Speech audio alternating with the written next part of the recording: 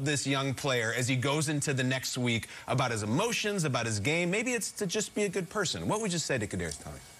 So, yeah, I would tell him to be a good person, but be a good player. See, the thing about a guy like Tony, and D-Hall can tell you, he's the rabbit that has the gun.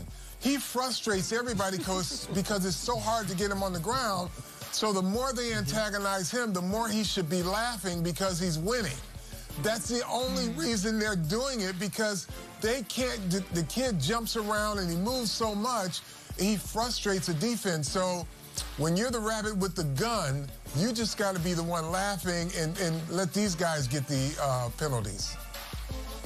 You know, Carl, it's so good having you on the show, and that's such a great point.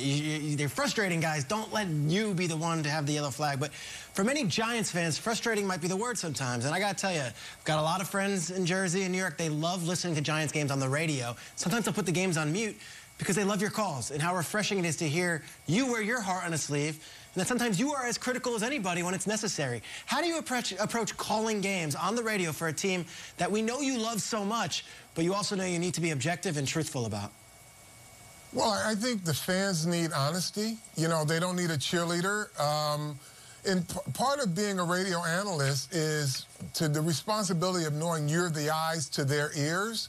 So if something happens and you're driving in your car, the first thing you say is, what happened? How did that happen?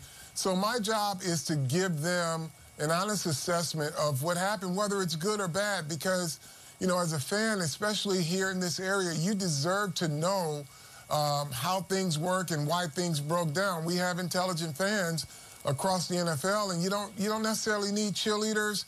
And I'm not gratuitous, and I never make it personal in my criticisms, but I just allow fans to understand why things went the way they did, whether good or bad. And if a player missed a block or a player dropped an interception, I'm going to say it. It's well said. We know you're very opinionated. We love having you on the show. You're the Giants radio analyst. I wanted to play a game called Money in the Banks that our producers came up with. We're going to go through a couple of memorable plays or people in your career. Yeah, I love that you're always game, Carl. Let's do this and start with one of your greatest football plays, this 22-yard touchdown on a fake field goal. Take a look at this. This is against the Eagles. Back in the day, not often a linebacker scores. Look at you go. Look at you go here. You scored on a fake field goal, my man. What are you, or who are you banking on? Go ahead. That was a fun one there because I was the antagonist because I was talking so much trash to the, I think it was Andre Waters at the time, because he was a guy that loved to block field goals. So I started talking trash and says, I'm going to cut your knees out from under you if you come one more time like this.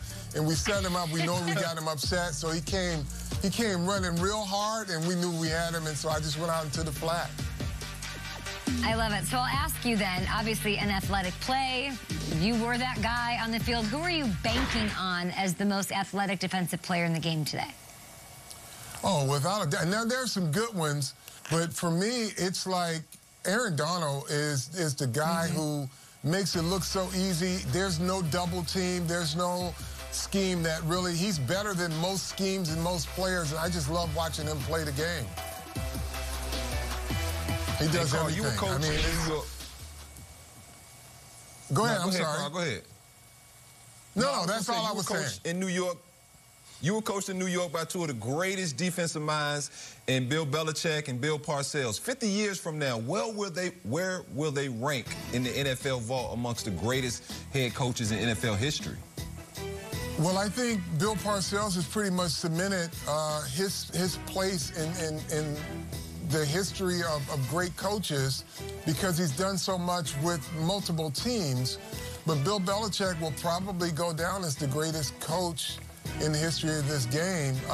He's done so much as well with, you know, guys like Brady, myself, Lawrence Taylor, but that all goes back to what Bill Parcells instilled in both his coaches and his players. He was very demanding of his coaches to make sure that the players did everything the right way, the way that was fundamentally taught in practice, and that's why you see the success of those teams when Bill Parcells coached them and now with Bill Belichick coaching.